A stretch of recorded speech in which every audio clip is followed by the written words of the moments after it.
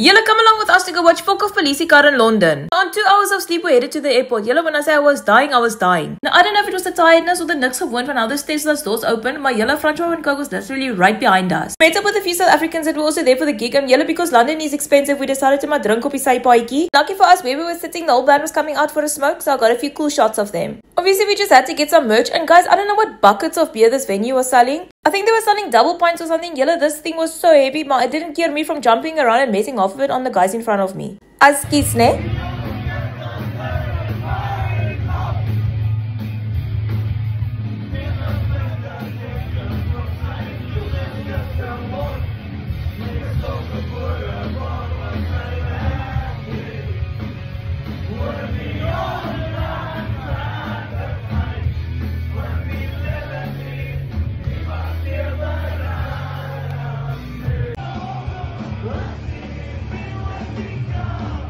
Anyways, the show was absolutely fantastic. It was worth the trip down to London. We also met a load of new South Africans and made some new friends who suggested we go clubbing afterwards.